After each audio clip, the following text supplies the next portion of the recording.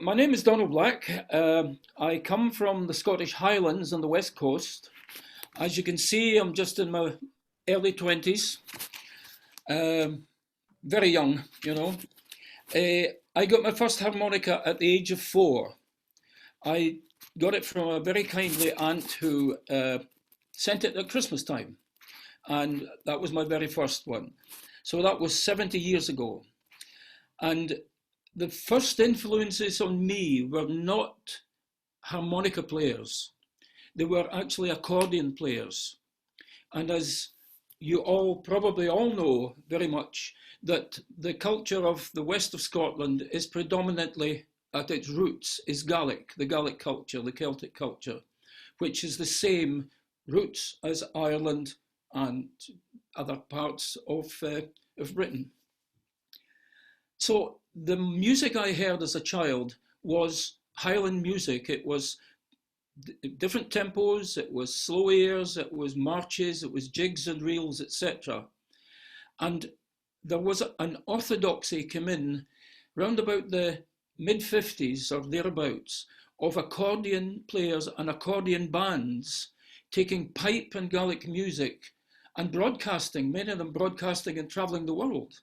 One of them was Jimmy Shand from the East Coast, but my hero was Bobby MacLeod from the West, who was lesser known, and he played pipe music on the piano accordion. And many, many, many other guys followed, and we still have that tradition yet very much. Our music, however, is minority taste music because it's a small part of the population is the Gaelic speaking people or people from that area. But that was my first influences. And then it was a tremolo harmonica I got as a present. And it was coincidental that it was the tremolo harmonica that I used to try and emulate what I was hearing on the accordion. But I did this for fun. I never saw it in any serious way whatsoever. I came into this rather by default rather than by design. I was nearly 50 years of age when I started seriously. I was playing in a pub in Glasgow for fun, and there's a guy came in there, a very, very highly regarded accordion player. You may have heard of Ali Bain, the fiddle player. Well, he duets with Ali Bain, has for a long while now, Phil Cunningham. Now, they are hugely respected, and rightly so. And Phil Cunningham was, in fact, the musical director of a program that was running on television. And he came into the bar and he heard me playing and said he enjoyed what I was doing. I couldn't believe it. Phil Cunningham was speaking, you know. And then he came back 3 months later with the BBC and asked me to do a spot in this television program. I couldn't believe that one. You know, I came in by default. I had no experience whatsoever, none. So I did the spot and I thought, well, if somebody of that caliber likes what I'm doing, I'm going to take it seriously. And the reason I was in the pub in the first place was that there were guys playing there having a tune, and it gave them a chance to go and have a pint and a break. And I learned 2 or 3 tunes to play. And that was it. I knew about 3 tunes probably before I started doing that. So I got really hooked on it. And I thought, I'm going to do an album. So I did an album with Green Tracks, which has been a very significant label for traditional music, particularly in Scotland. And Ian Green very graciously agreed to do an album. I then met, when I was doing that, I met Malcolm Jones from the very successful band Runrig. He's a multi-instrumentalist of incredible proportions. And I got to know him and we started playing together for 14, 15 years until his health was such that he had to take less work. And he had a massive heart problem. Thankfully, he's very much still with us, and I got a lot of time for him. Love him very much. He's a lovely guy and a wonderful multi-instrumentalist. So it went on from there. I recorded 5 albums altogether so far. I've been mentioned in 4 books on the album: Winslow Yerxa, Charlie McCoy, and a couple of other guys there. And then I decided to go on and on and on. And when Malcolm couldn't do it, it was a duo. So I decided to have a trio. I call it the Donald Black Band. And I had many wonderful young players with me, some of whom are now in household name groups in Scotland. So I've been so honoured to know these young ones. Ross Wilson from Tide Lines, which are big, and they're playing all over the UK. They're playing at big festivals in England. Many people like that. And I've got two great guys play with me when I do concerts now. One is Donny McKenzie from the island of Lewis, who is a fluent Gaelic speaker and helps me because I can't speak the language, although I play the music. And a young lad called Martin Skeen, who is another multi-instrumentalist. He plays accordion, keyboard, you name it. So I'm very lucky I've got these guys with me, and we call it the Donald Black Band. So if anybody's interested, check the website, donald-black.com, and you'll see all about that. So what I would like to mention is that, oh, excuse me, would you? I had a meal just before I started, a bite of lunch, and I was going to play the harmonica, and I must clean my teeth, if you bear with me, please. This is very embarrassing, you know, so I'll clean my teeth and I'll be with you in a minute. Here we are. Toothbrush.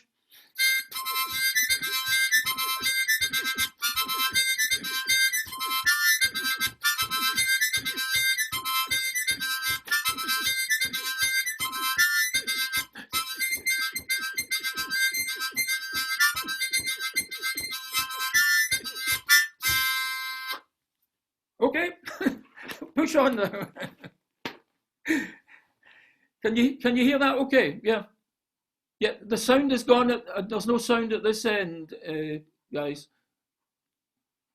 We're all muted at the moment, so you won't hear us, Donald. So it cuts down on the background noise, but yeah, we can hear you fine. Yeah, no bother. Right.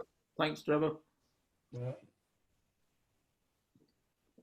So I would like now to go on and demonstrate one or two things and introduce you to some harmonicas and that I play and the way I do it.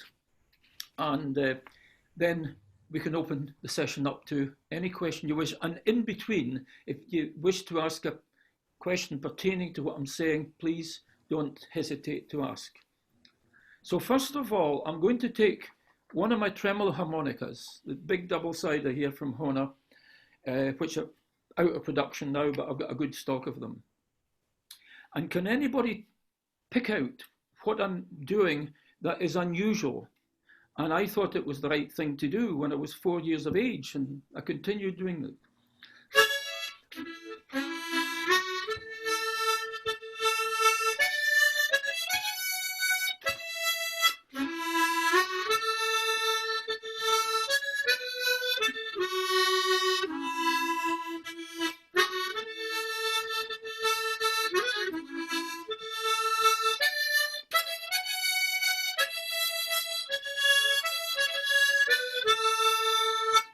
Can anybody tell me what? Back to front. It's back to front. It's like driving on the left-hand side of the road or the other side.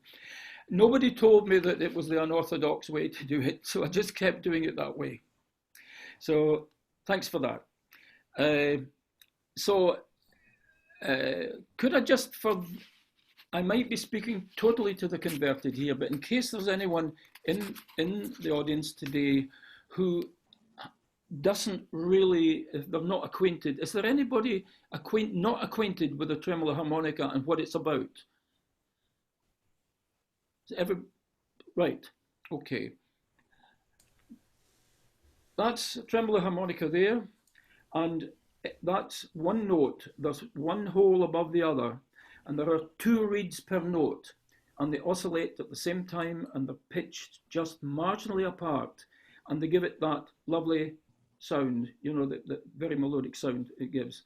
And that's the way all the way along the other side. This is a double-sider, and each one is a separate note, top and bottom, and they work together. And that is the inside of one that has the covers taken off. It's an old one. That's the reeds there. You've got the Sorry, Donald. Yeah. Could you just hold it up just a little bit? It's out of screenshot. Yeah. There we go. Thank you. Okay. Yeah, So, brilliant. And you've got it's double-sided. There's two different keys. It's probably A and D. You get them in C and G and B flat and F. That's generally the ones you get, the double-siders. And these are very, very wafer-thin reeds. They're very delicate and they are very easily damaged. And when I play some music on these big ones, I separate the ones that I know can't get a damaged reed as quickly as the other ones. Because if I play fast stuff, nobody hears it as much. If I play slow exposed stuff as I did there, you'll hear that reed jarring. So these don't last too long. These are traditional. They've been on the go for the last 100 years by Honor, I think, or thereabouts. But there was a lot of work needing done on this type of model. I got some of it done, but there's a long way to go yet. But that's the reed plates. Is there any questions on that at all? Can you see that okay? Oh, sorry. Can you see that okay? It's filthy because I've played it for years. Sorry, Donald. Yeah. Do you have a full chromatic scale all the way up in one key on it? Yes. Yes. I do. Well, the full. I don't read music. I'm not a music knowledge person. I just grabbed that and stuck it in my mouth and hope for the best. But can I demonstrate? This is the biggest one there has been, and there's 3 octaves on it. And if you're looking for flats and sharps, the answer's no. It doesn't do what the chromatic does.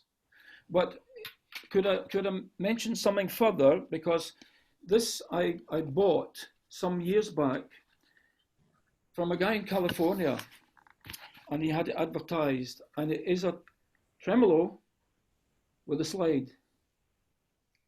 It is a great idea, but unfortunately, the air that I blow in takes a year to get to the other side, you know, and it fades away. It's not strong. That's it.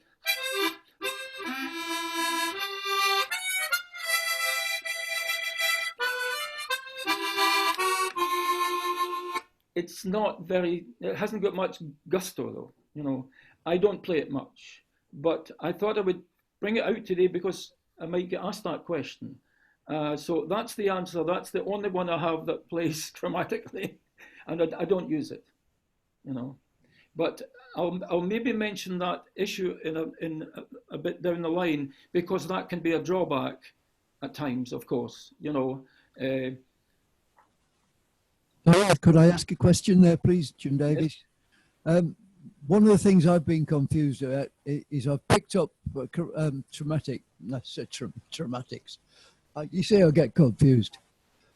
I pick up tremolos now and again, and the tuning is different in the lower and the higher octaves. Yes. Different models. Yes. It confuses the hell out of me, that does. Yes.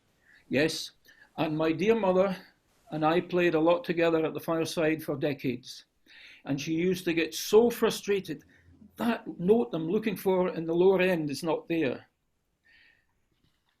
I think the Richter scale, the Richter tuning is something to do with it. And I've spoken to Honor over the years. I wrote them before I knew them. They ignored, and I developed a harmonica, which I'll go into in a minute, with them, albeit it's off the market now, the Honor Highlander. And they admitted to me that they had received thousands of letters from people in the UK and Ireland complaining about the lower notes in the tremolo harmonicas, and they chose to utterly ignore it. And they still believe in the Richter tuning as if it is the answer to what we're looking for, and it ain't. You know, now, coincidentally, I was in Orkney some years back, and I went up to the school. It was in Stromness. I went up to the school at the back, and the boat was late. It was stormy weather, and everybody was waiting, and there were about 40 guys there and ladies. And I said, does anybody have problems with this, with the lower notes? and everyone put their hands up. So Honor have chosen, and other companies as well, have chosen to treat the tremolo, yet to a large extent, as a toy. There's other ones I'll refer to in a minute, but they're not so much toys. But that point that you're making has, in my view, denied them a lot of sales of tremolo harmonicas over the years. You know, they could have listened to people. And I was with them in Germany. We launched the harmonica, and they weren't remotely interested. Donald, Yeah. can I jump in here? Because this is very much in the vein where you're going. I have here a Tango Honor tremolo harmonica. The unique part about this is that it is, you talked about the notes being just like, just a little bit apart. A little bit what, sorry, Ingo? Yeah, one is tuned 140, and the other one is 444, Yeah, 440. yeah. So this one here is an octave apart. Yes. So it's really neat. Got one here. Yeah. The Comet, the Honor Comet. Try this for a second and listen to this. Yeah.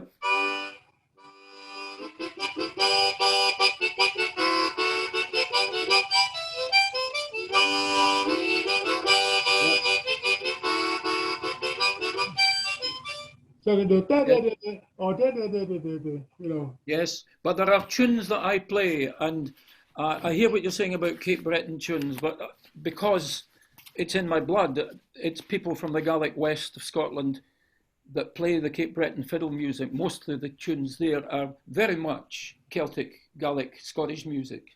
Yeah. And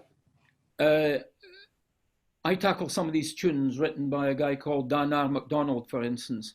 And the notes that I'm acquiring, neither the octave tunes nor the standard tremolo, apart from this big one. This is the only one. Mm-hmm. Now, I was lucky. I'm digressing a little bit here, but I was lucky. I was doing a concert in a festival here in Glasgow called Celtic Connection some years back. And there were 3 guys there who are utterly marvellous musicians. One of them was Brendan Power. The other one was a gentleman, and he is a gentleman, who is American. He was in charge of Honor's production factory in Richmond, Virginia. His name is Rick Epping. And also Mick Kinsella, and he's Irish. Now, these 3 guys were doing a workshop, and they asked me to join them, and I told them what I thought of Honor, and I didn't realise that Rick worked for Honor. And Rick said to me, I apologised. I said, I'm sorry, I didn't want to make you feel bad. He said, no, not at all. Anything I can do to help. And he did. Now, this big one was only manufactured in C and G. That's all they did it in. And I got Rick to do them in A and D for me. And it has opened up a whole new world. Now, there's 3 octaves here for playing fiddle music, accordion music, whatever.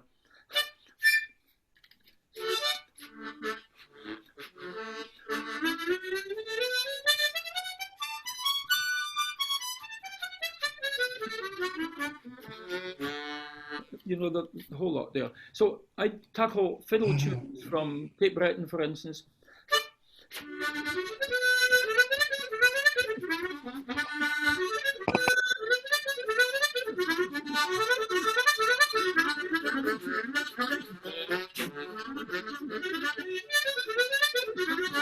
You cannot get some of these notes at the lower end, particularly on anything other than probably the chromatic. And the sound of the chromatic is beautiful, but the action of it and the sound of it doesn't suit the kind of stuff I'm doing. So I steer clear of it, and I'm not intelligent enough to learn it. But does that make sense, what I'm saying about the inadequacies of the tremolo? Excuse me, was that a one-off that Honor made for you? Because I've never seen the AD in the big version. No, It's not available. I'm the only one in the world with it. Ah, right. Yeah, fair enough. They made me about 25, 30. And luckily, I've got enough to see me out, you know. But no, Yeah. it was a special. And I wondered. I said to them, "Why don't you produce them and sell them as an alternative?" You know, because the kind that Inga was playing there, that these are done in A, D, C, G, B flat, and F. There's 6 of them. Yeah. Why didn't they do 6 keys, 3 of them? They weren't interested. Donald, Yeah. have you ever tried, because Rick uses easy third tuning on a diatonic, and Brendan uses his Paddy Richter, Yes. which is slight changes on the bottom octave of the tremolo. Have you ever tried any of those tunings to get round it? Well, they suggested to you. For the stuff I do, I get round it because of the size of these. But I couldn't get round it. There's a lesser size, which is the corn on the cob one that Inga was playing. That's a 57 one. It's the 5696. It's called the Horner one. It is inadequate because you just don't have these notes. The only one that I get the certain tunes on is the big one. You know, where I've got to really go up and down. And the changing the Richter tuning doesn't fully accommodate it. But I mentioned on the 10 hole, I'll go back down to that in a minute, but I've changed, I'll explain it here. I play in first position. I'm not a second position player. I can play a bit of blues for my own satisfaction, but I don't do it seriously. There's many, many world-class guys about playing blues. I just do what I do, you know, and I play, it's the key of, if you bear with me. I'm playing in first position, and I'm going to play with a doctored reed, and it's flattened a bit. It's the third hole in down, from the bottom. No, it's this one. It's in the key of D. Oh, beg your pardon. Sorry. This is it. This is a doctored reed for playing a slow air in first position.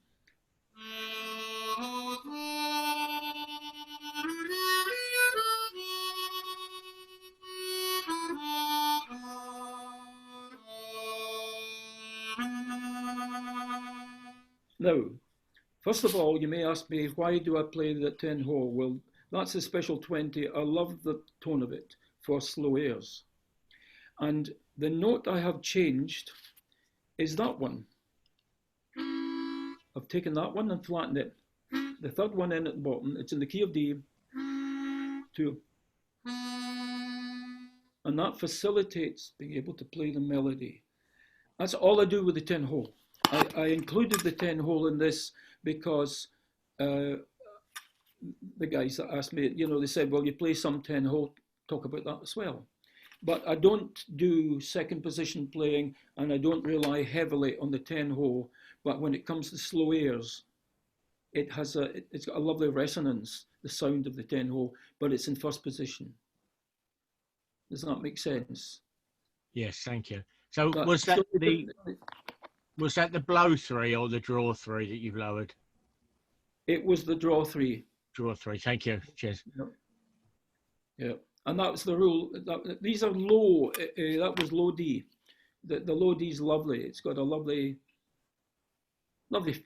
tone. You know, just nice to take it down for slow airs, down an octave. I like playing in F and D. I think they work together as keys, F into D. They might feel it's strange, but for slow airs, it works a treat, actually. But could I ask you, can anybody tell me what is a bit different, what I'm doing here?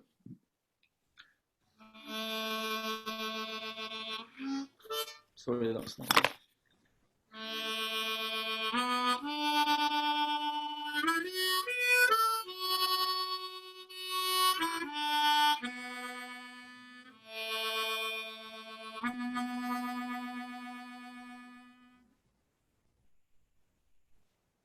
Can you control that vibrato?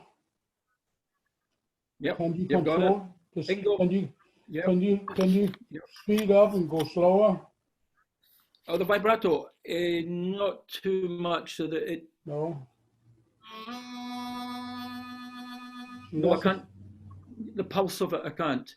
But what I'm doing is I'm not using my hands.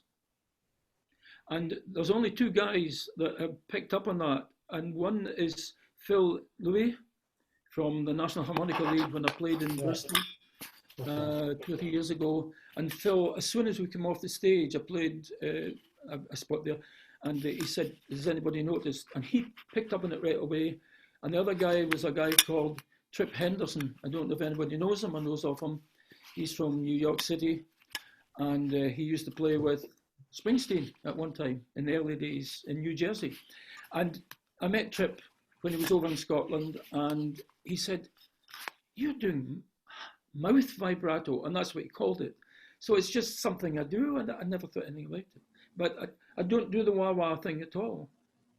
I feel a bit better control, particularly on the draw notes, you know.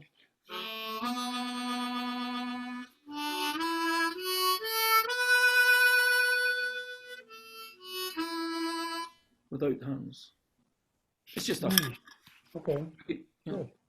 just mention it while I'm doing it, you know. Yeah. But that's the only usage I have of the 10 hole.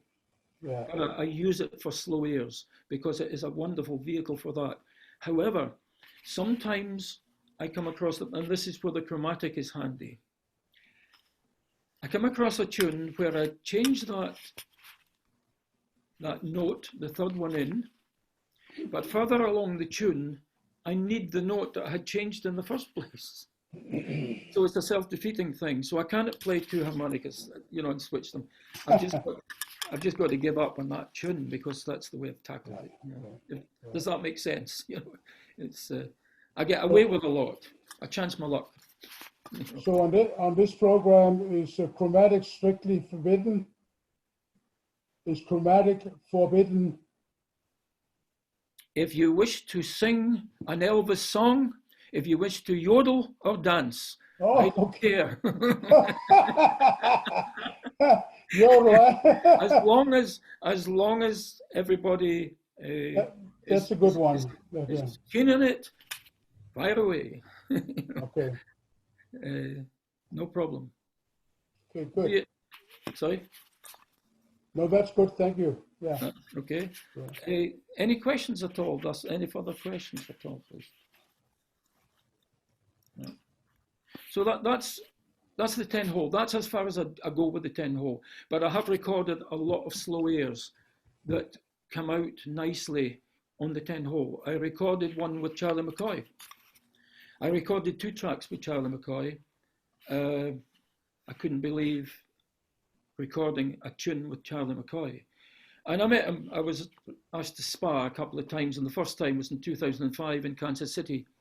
And I met Charlie, and we kept in touch. And he had my CD, one of my CDs, and he said, "Would you be up for recording that with me on my next album?" So we sent it out to the States, and he put his thing on it in Nashville, and it went out in his, I think it was his 39th or 40th solo album. And then he reciprocated, and he was on my last album.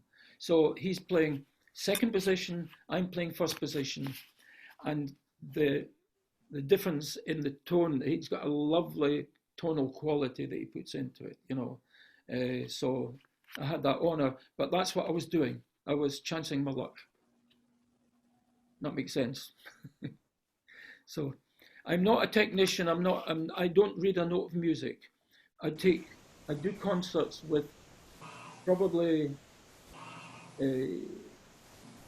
25, 30 tunes, separate tunes. And I hear them, and if I love the tune, I get a hold of it and learn it. And then if I'm not doing it correctly, I then check it against the dots. But I'm not a sight reader, but I can do it slowly and make sure I've got the notes correct. That makes sense? So So I come from a different direction than a lot of people in the harmonica world. I haven't got the expertise, and I haven't been playing the harmonica as long as other people. That's my excuse, if that makes sense. Donald, When I was nearly 50, I asked the group before you came on Yeah. if they knew this family from the UK who played in 1984 at the Spa Convention, the Wharton family. The what family? Wharton. No, no, I haven't. No, No, I they were haven't. very- No, Oh, okay. no. I'm surprised. Yeah, You know the publication that was made, Harmonica World or something in the UK. no, I haven't. He was the editor of that for a while. Right. But remember, I came into this it was, excuse me, it was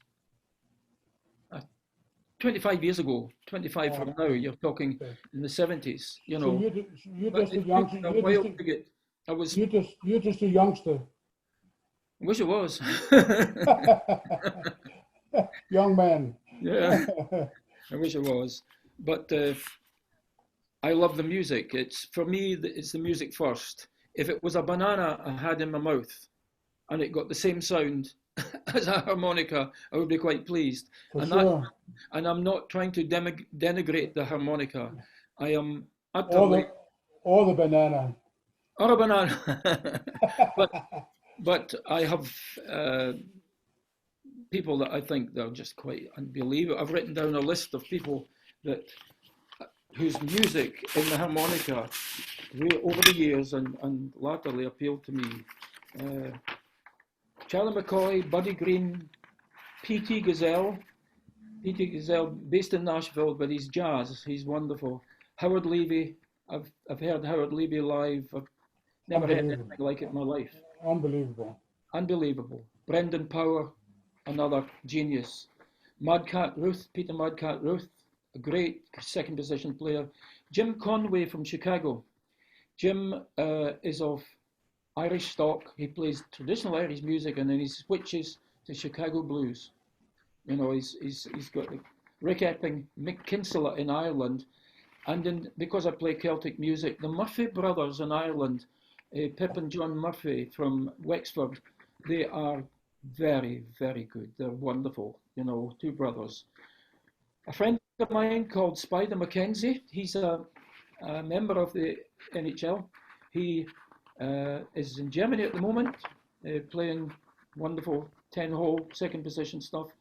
Will Pound I think Will's originally from Leamington Spa in England. Will is marvellous. And we've got a guy here gets a lot of work in second position stuff with a lot of people. Fraser Spears, he's local in Glasgow. So there's a lot of these guys I respect very, very much, although I don't play the same stuff. And I came into the harmonica later in life. I've heard them live and I thought, my God, how did they do that? So I'm blithering. Any more questions at all, please? Yeah. Donald, can I brag a little bit here for a second? Pardon? Can I brag a little bit? Yeah. Boast, brag. I thought you said bribe. I was going to say, yeah, £500.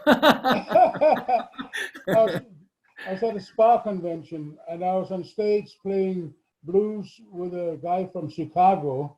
Yeah. On an A chromatic. Mm-hmm. And Peter Madcat Ruth and Buzz Krantz were standing over by the wall. Yeah. And I did something and I got wow from Peter Madcat Ruth. So that's wonderful. He's a lovely guy too. He's based in Michigan. Yes. He's from Ann Arbor. Ann Arbor, yeah. Fantastic musician. Great. He's got a lovely touch, just great player. But the more you listen, the more you discover. There's another guy that really impressed me on the chromatic.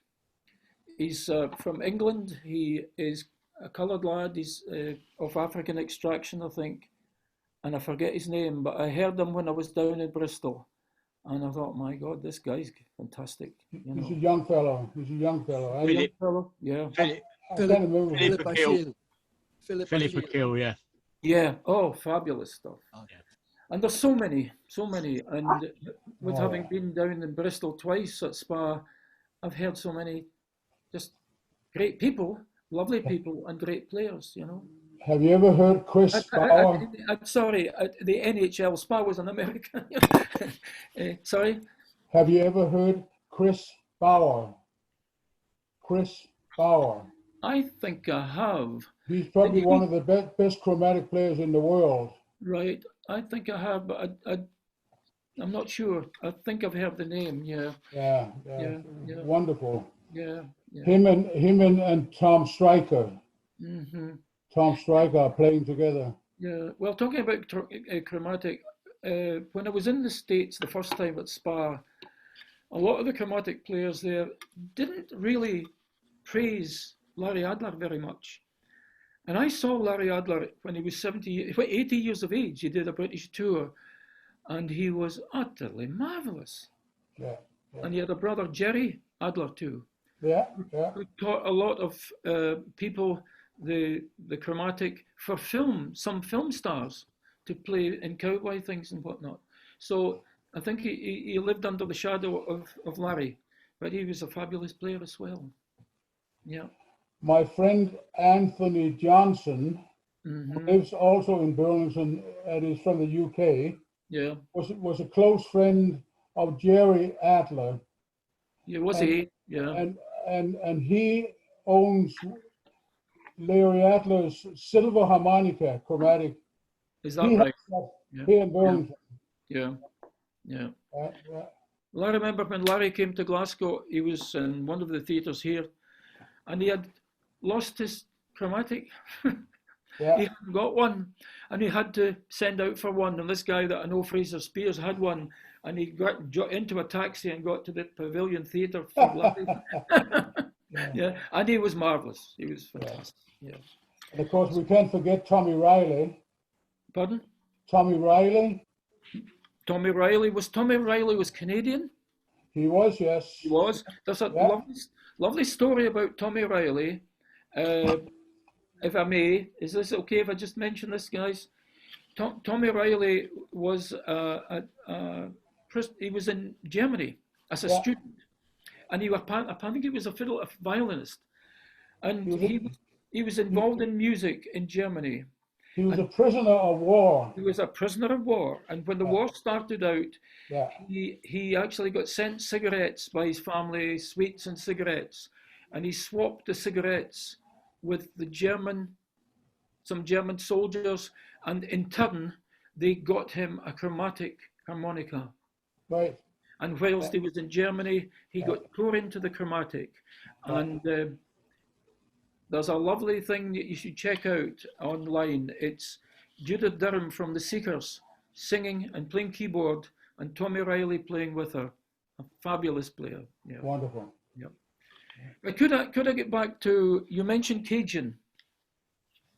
This one here is a brother or sister of the one you were playing, Ingo.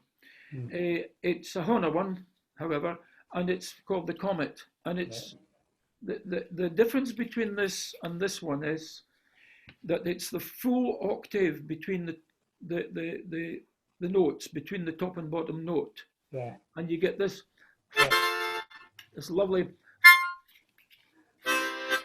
and we're talking about Cajun music. For a lot of Cajun music, there is a pulse, a great pulse, and this type of harmonica is fantastic for Cajun music.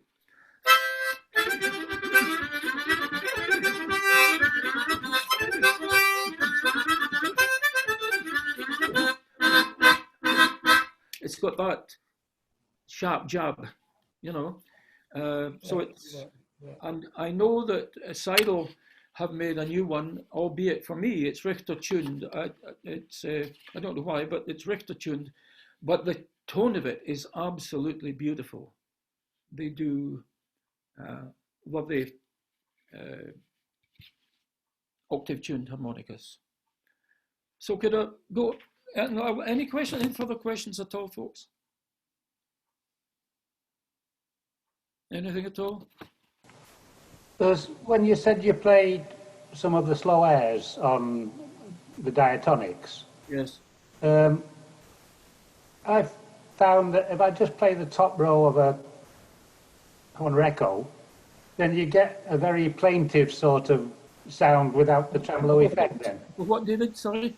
If you play just the top row of the Echo or a tremolo, Yeah. so you're not getting the tremolo, you get plaintive sort of sound, which is sometimes nice for slow airs. What you do is that, David, is that what you do? You blank off one of the rows. I just put my lips across the bottom bit. Yeah. Well, I put tape for masking. Yeah, maybe more precise.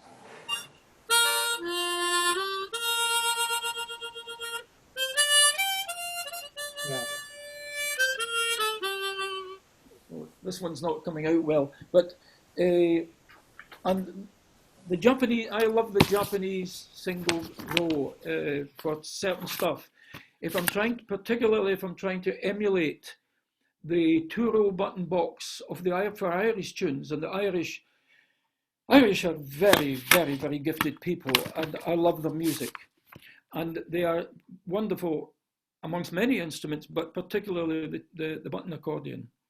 And this one here, it's a tombo, and it's called, it's just Tombo Band Deluxe.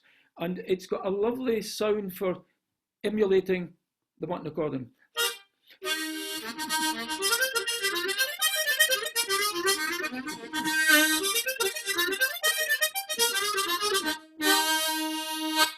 Now these are, they're all different textures of sound.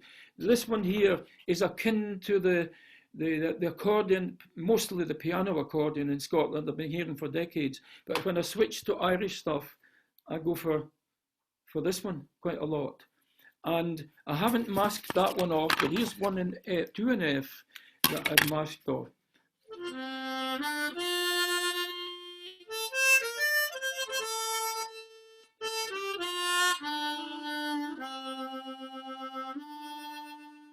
And this is a bit of the tune that I recorded with Charlie. It's called Lonesome Eyes. It's from Cape Breton.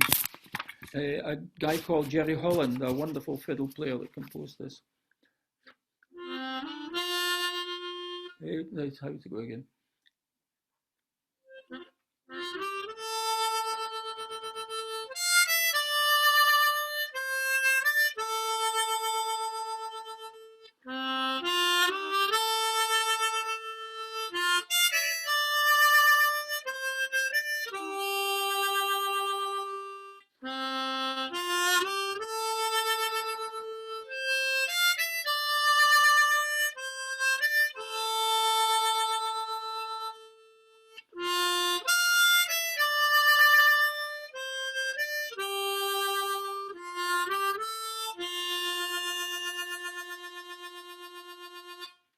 Now, that's exactly what you were talking about, David, the masking off one row and playing the single row. And it gives a lovely plaintive sound. Yeah, I think it's really plaintive. Yeah, sometimes just put one introductory line to a tune, some pipe tunes quite often, things like that. But what I have over the 10 hole, I've got a bigger harmonica to play, and there's more notes in it, which is good too. There's sometimes though, because it is two rows, and sometimes the hole that you're blowing into is just that bit smaller than this other one I'm used to. So I've got to watch that I don't overlap. You might notice I did it in a note there and touch the one beside it. So I've got to focus on the fact that my movement is just that bit more restricted on it than with the other one. But yes, totally agree.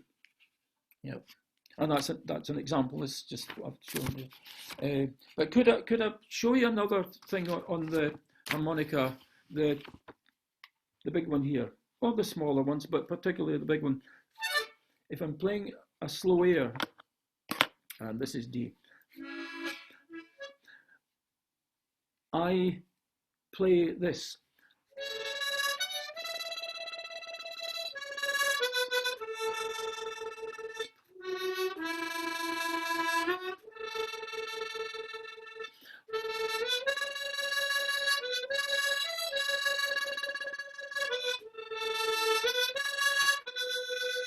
or you can go up higher.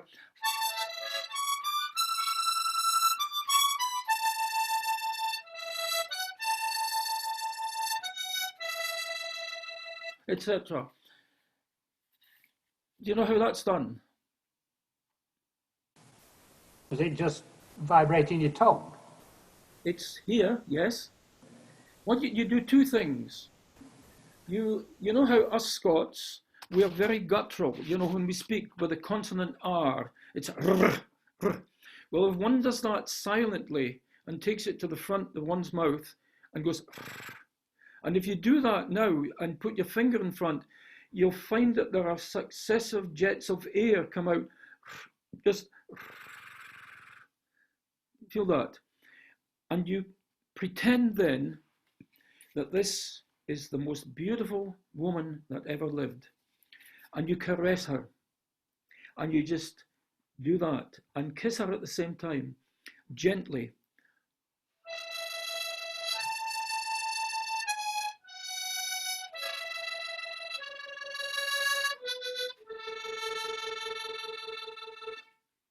And emulating the sound of a mandolin or a banjo, you know. It's just another gimmick, but it works. It works, and the big secret with that is not to overdo it in a set. Just take a bit of it in and then come away from it again. When you overdo it, it becomes boring. You know, it becomes just too much. Is there anything? Wait, I'll just have a look to see what I had written down here. That yes. Could I just mention, Trevor, about the Sutherland Trading Company? Yeah. In the chat, someone's actually asked about your Highlander model. Oh, about that, and if you can give some detail on that. Right. Yeah. I play bagpipe music, and I try to avoid putting people off because a lot of people don't like bagpipes, the sound, but the tunes, and it's the music I heard since I was knee high, so I can't help playing it, and I love it. But I do it in harmonica. However, this model, this is the second smallest in this Echo series that came out from Honor over the years, and it's in A and D. Now, I'll play the original before it was tuned. This is Richter tuned, and I'm going to play a tune. No, I'll do it the other way around. This is the Highlander, and I'll explain what I did. I took G sharp. There's two G sharps in this, and I've got them flattened to G. That's all that was done on the A side of the harmonica. The reason that we did it on A and D rather than the one key, there are certain pipe sets that are good, that gives it a freshness if you switch to another key in it. So I gave myself that chance to be able to do that with the A and D. But it was not a new model that was created. It was the 5580 Echo harp that has been in the go for decades.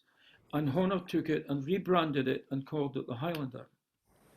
Albeit they didn't listen too well at times, and I was on the verge of packing it in.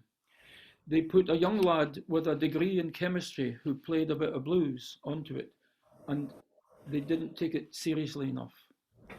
In their infinite wisdom, they sent 400 to the Czech Republic to get made, and didn't tell the Czechs that it was a new tuning. And the Czechs thought there was something wrong and did it in the original tuning and sent them back. So we were held up for months. And the Sutherland Trading Company, the shops, I had it on television, on the newspapers here, and on radio. And it was well covered, well publicized. And we did a concert here, and I launched it in Frankfurt, at the Music Messe in Frankfurt. So the whole thing was done correctly, and they didn't get it right. It was months later that they came away with 2 or 3 dozen. And people were phoning up Steve Proctor in Caerphilly in Wales for the shops. They were wanting them, and there were none. So apart from that, there were certain aspects of it that I asked them if they would do, and they didn't listen, they didn't do it. That's a long story, but I got fed up with it. And they very arrogantly contacted me one year and said, "What are you doing in Scotland to promote the Highlander this year?" And I thought, well, you're the guys that are making the profit. You know, I've done the harmonica. But this was after I became fed up with the whole thing. And I couldn't believe just how much they didn't take it seriously enough. And that is the reason that there are people complaining about the notes, as you were talking about, David, you know, the particularly the bottom end, Richter tuned. So, however, we struggled with it and we got it out. And that is what it can do, is this.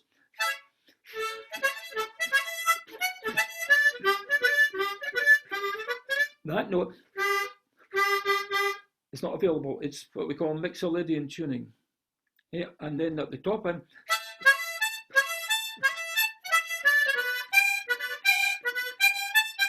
so if you take the one that there was before that,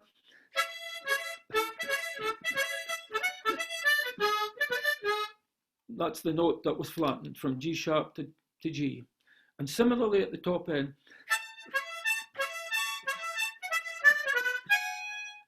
to, and that's it. And it's an integral part of bagpipe music. It's if it weren't there, there would be very little of the tunes played, because these notes are incorporated in so many. And I had it in A and D because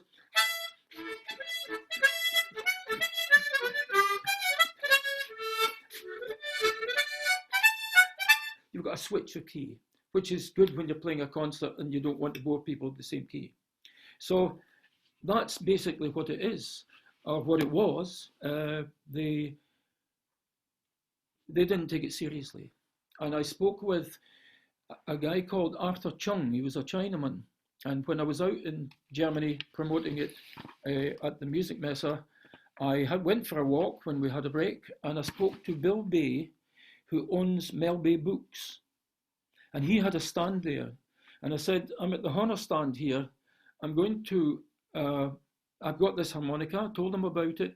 I said, I can do a book on teach yourself Scottish harmonica and teach yourself the Honor Highlander. And I said, how do you fancy it if I do a CD with some tunes, do a three-dimensional approach to a package with Honor? He said, wonderful idea. I've worked with him before. And I went back and I spoke to Arthur Chung, who then was apparently the top guy in Honor at that time. And he wasn't remotely interested. He walked away, didn't even answer me. So I'm sorry, but I'd still feel angry about the whole way they treated the whole project. And the young lad that was on it, he lost all the stuff I sent to him. He put it in a bin, contacted me 2 days later. He said, would you give me it all over again? So I had to spend another 3 days preparing stuff and sending it to him. He decided to change the tunes, the notation of the tunes that are 200 years old, some of them. And he and his pal decided that they didn't like the notes, and they were changing them and putting them into the box. And I was the signatory, you know. So I thought, I'm sick of this. So I became sick of it, and that was it. The idea was good, and what I pointed out to them from a business standpoint, there are there's bands all over the world, Canada, Australia, New Zealand, you name it. And it meant that they had an opportunity to actually go into shops that only were involved in bagpipes, but it gave them an innings to sell harmonicas, and they didn't care. So that was it. I've got some that I've got myself, and that'll last me till I'm finished. You know, it's not maybe the nicest thing to be hearing, but I was very unhappy with Honor. You know. Donald, can I ask you a question? Yeah. Is there anything preventing someone buying one with the standard tuning and modifying that reed and dropping the pitch down themselves? That's what I did with these. That's what I was doing with these. Right. I was doing that, Bob. No, you're perfectly correct. But I saw an idea there for a harmonica company to do something with it. It was their product in the first place. It wasn't very expensive to change because it was the same model, the combs. They changed the combs. I've got to admit that they made a nicer comb, but beyond that, it was the same tackle, the same machinery. Yeah. So that's what I was doing myself. Yes, I was filing gently, very gently, changing the pitch of the reed, because as you know, they're wafer thin reeds, and if you look at them sideways, they've damaged them. So I practiced on an old one and then did a few myself. Are the reeds thinner than out on a standard diatonic then? Yes, absolutely. Oh, I didn't know. Because I mean, it's pretty tricky doing it on a diatonic anyway. Yes. But if the reeds are even thinner, then it's quite a problem, isn't it? Can you see that there? That's how thin they are. They're just, see how they vibrate even like that. They're just very, very thin. The diatonic is a more sturdy reed. Right. Okay. Different sound, but these are very flimsy. Ah, I see. So it's quite a tricky job doing that then. It's a very tricky job. When you're doing it, you've got to go in at a bit of an angle to get in because of the studs and everything inside.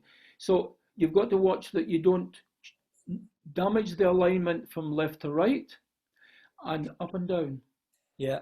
So you've got the alignment both to watch, and you've got to be, and there's nothing more annoying, and I've been there when I've had a new harmonica, you know, that wasn't tuned like that, and went to tune it and made a damn mistake, you know, and thought, you know, I have to keep that one for practicing. I can't use that for anything else. Yeah, yeah.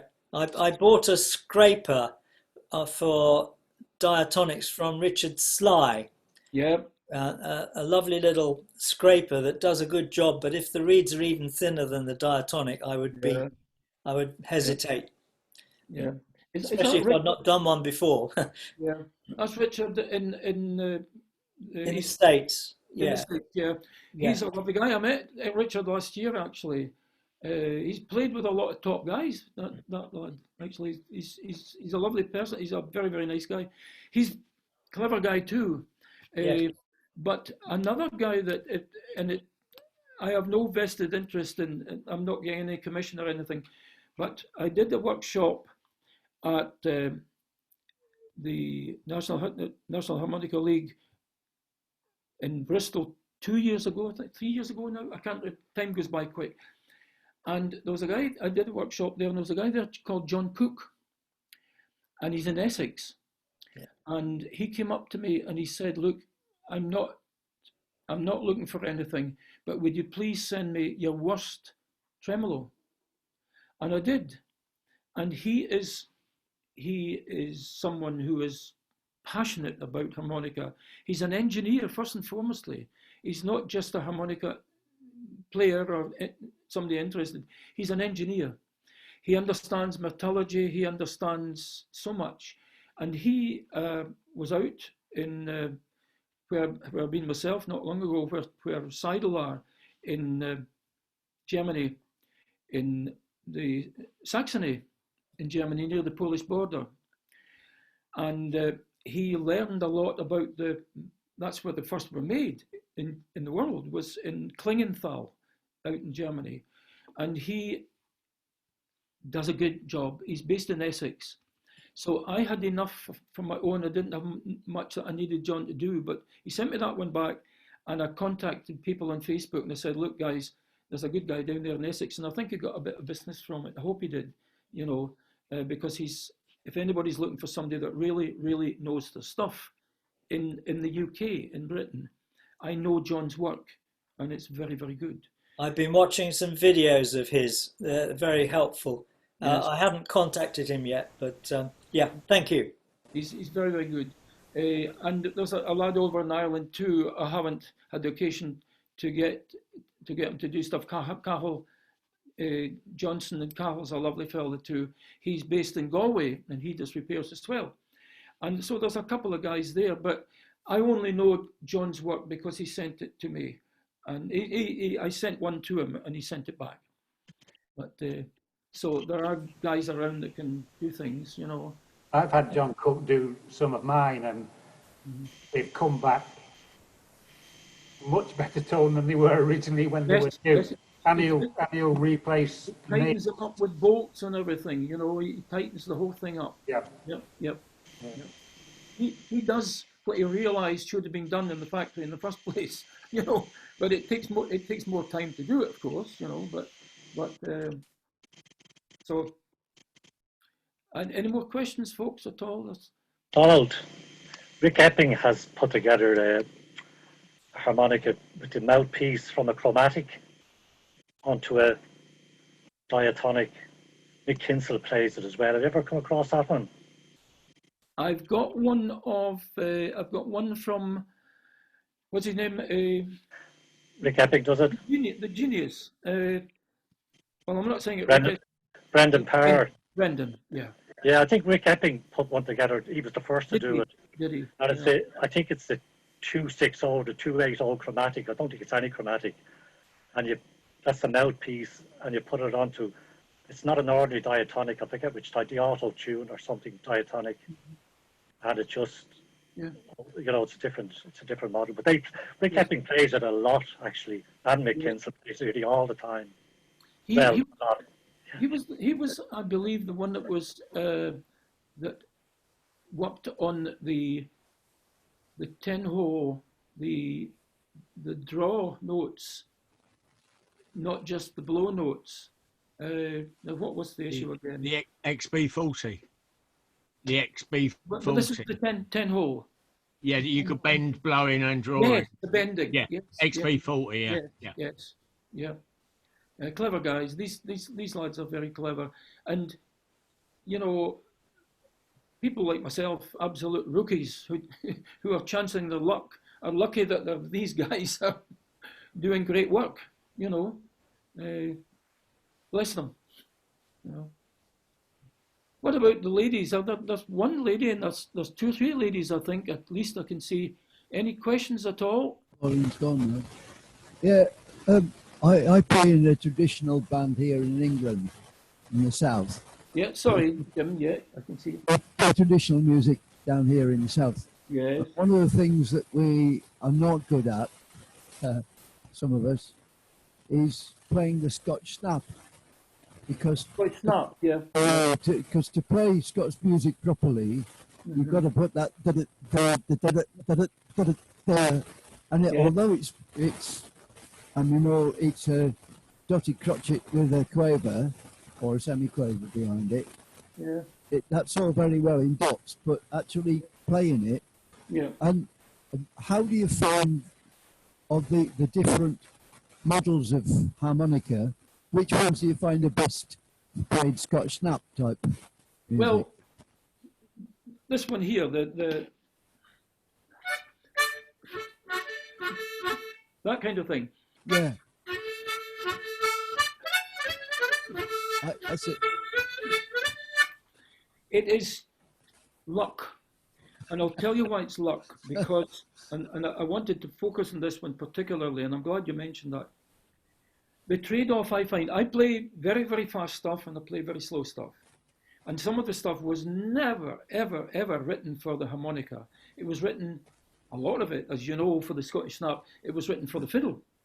And there were people on the East Coast like James Scott Skinner and people like that wrote, these were written for, so the action on the fiddle, you've got the bow on the strings, but the bow doesn't go dry as your mouth does, So there's a trade-off. So to be crude about it, salivation can be one's salvation in the midst of playing, if that makes sense. If I'm playing a tune or a part of a tune, there's certain notes I want to accentuate. And in order to accentuate them, I've got to sometimes be able to get to that note in time. So I've got to have sufficient wetness, saliva in my mouth to get there. But in getting there, the next note is demanding the same thing. So I cannot, it's a trade-off between maybe 2 notes. And I listened to playbacks of my stuff when I was recording and thinking, I wish I could have got that one as well. But it's because I'm aiming for certain notes with a snap that there are other notes I'm neglecting sometimes. And it's to the detriment of those notes. Does that make sense? There's a trade-off. And I'll try to think of a tune. I'll get a fast one here.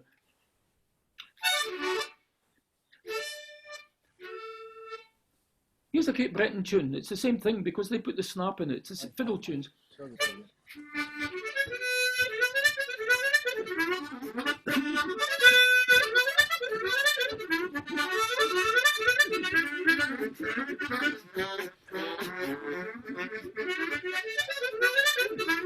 Now I'm very dry now. I'm trying to do it a second time around and get that snap in at the right place. It's very difficult, but it's luck. And what I'd say to audiences sometimes, please clap as loud as you can because you won't hear my mistakes. You know?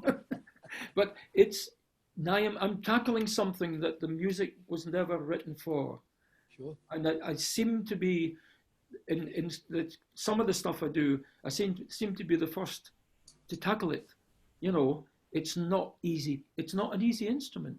No. It isn't. It's not a simple instrument, particularly if you try and take the boundaries wider and play some of the faster stuff. You know, and it's not just the fast stuff. There can be a certain action in a tune from one point to the other, like a needle swinging, and then the ones in between can be fine, but it's getting there in time and getting back in time to a certain part of the tune. And that very often incorporates what you refer to as the snap. And I hope that to some extent answers the question. It's luck. It's luck. Nobody sat down with and said, I'm going to pen this tune, I'm going to get the notes, and it's designed for playing first position in the harmonica. Never. You know, no. I'm a parasite. I get other people's stuff and try and play it in the harmonica, you know. Yeah. So it's luck. It's my luck. What about when you're playing with people from outside Scotland? Yes. Who don't get the Scotch snap? Yeah. Is there a way that you can teach them to do it? Because as I say, it's something that a lot of the English sort of Morris thinking, because Morris does not do Scotch snap. No. And Scotland does not do Morris. That's right. It's just how, just trying to get them to think in terms of the Scotch snap. Yes, I know Englishmen who play the Scottish snap like that and have worked at it and can get it. I know Scots who cannot maybe do the interpretation of the Morris dancing stuff the same as an Englishman from that part of England. So a lot of it it's regional, it's innate. If you come from a particular, you know, as we know, Britain is a whole multiplicity of different ethnic backgrounds. Never mind people who have come from abroad. We've got the Celtic, we've got Anglo-Saxon, we've got, and what was called the Welsh. It's all mixed up now a bit, you know, all over the country, and we've got the people from the Nordic countries, the Vikings. They took their culture with them, and there were the Picts and the Romans to a lesser extent in Scotland. The Romans came, I think they maybe thought, well, there's not much in these hills, we're away home. I don't know what happened. But the bottom line is that it's ethnic, it's innate, but it's also, you get people who have that ability to hear what they're hearing well, hear it well, and translate it well and do it themselves as well. You know, it's easier for someone of that particular ethnic grouping to do it if they're born hearing it, you know. But I know a Japanese girl in Glasgow. She and her husband come into a session in Glasgow. He plays the harmonica and she plays Scottish music as if she was a Scot. There's a Chinese guy plays the pipes in Sulky Hall Street in Glasgow, and he's He's very, very good. So there are no rules really. Sometimes if as a child, somebody's parents have come from the other side of the world, but that child is exposed to that music from a very early age, that the chances are that that child, if they're musical at all, they will play it like the locals play it. Do you remember hearing Yoki playing Boogie Woogie in Bristol in the pub afterwards? Who was that, sorry? Yoki, you know, John Vaughan's girlfriend, Yoki, who was a very good harmonica player. I don't know him by that name, no. I can't remember her last. Oh, it's a lady. Sorry, I beg your pardon. The Japanese girl, yeah. Japanese girl. No, I didn't hear her at all. Her Boogie Woogie is something special. Isn't that right, Trevor? Yeah. Yeah, it's very good. Does a great Sonny Terry as well. There's a young Chinese guy I know who plays the fiddle as well, and he's the phrasing, the intonation at the right parts.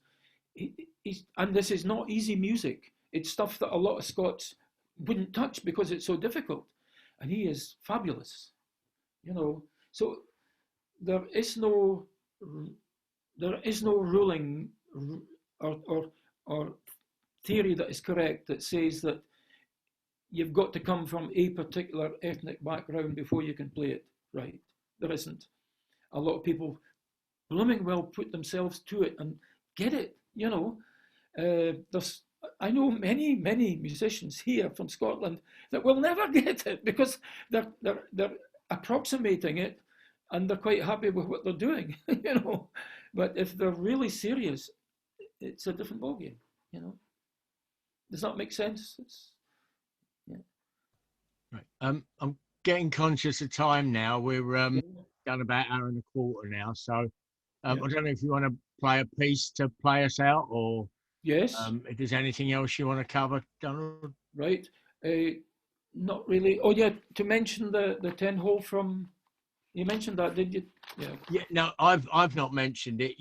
I would assume that Steve will. I mean, if Steve has given no details, that he would want you to perhaps ask a question, and then whoever gets the question right or first in the chat then wins it. I sends the details on to me and or Sam, and then would arrange it getting sent out. But if that's what Steve has, that's what Steve has suggested, is he? Or he didn't suggest what the means of it would be, but he said he would make sure you got one for whoever, you know. Oh right, okay, yeah. So if you want to set a question then, and I'll set a question. Yeah. Could I ask the audience one of the most famous singers ever known in the world? His father's people came from Fraserburgh in Scotland. His father's people in the year 1746, and they moved to Carolina and then to Mississippi. Can anyone tell me who that wonderful, my favorite singer, it's out with the Celtic world?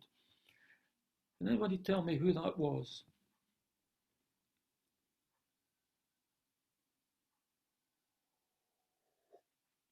I'll give you a hint then. I'll just give you one quick hint. And the first one to answer it correct, we've got it.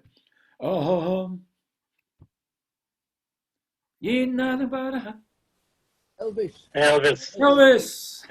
Who said that? I did. Who was it? Jim. It's Jim. Jim. Yeah. Would you remember that? and talking about the Celts, Elvis is a Welsh name from the parish of St Elvis. Pardon? Elvis is a Welsh name. And Is it? Yes, it comes from the parish of St Elvis, right? Yeah. which is now under the Irish Sea, but it was off Pembrokeshire. Oh, is that right? Yeah. Near the Preseli Mountains. Yeah. So Elvis Presley. Yeah. Johnny Cash. He wasn't from the Boch, Ken. He wasn't from the Boch. He wasn't from Fraserburgh. He was from Wales. Great stuff. Well, we've got a winner. That's fantastic. That's my favourite artist of all time. Aye. So we've got your details anyway, haven't we, Jim? So we'll get that through to. If we send it to you, Donald, and then you pass it on to Steve or the information. Jim's details. Yeah. Yes. Yeah. Lovely. Thank you. Yep. Great. Cool. Yep. No bother. And I'll speak to Steve, and that'll be that. So congratulations, Jim. Thank you very much. Well done, Well, Jim. and that was a really good impression that you did there as well. You ain't nothing but a hound dog. Pardon? You ain't nothing but a hound dog. That's right. Sure thing. You know, I play, if you had a couple of minutes, I play an Elvis tune, which he sang in a thing called Girl Happy, and I put it into a slow bagpipe idiom, and it's called Puppet on a String, and it's not the one that Sandy Shaw sang. It's a beautiful melody sang to a lady, the main lady in the film, and it goes like, every time you look at me, I'm as helpless as can be. I become a puppet on a string, and you can do most anything with me. Check that one out. It's beautiful, and then you can do it.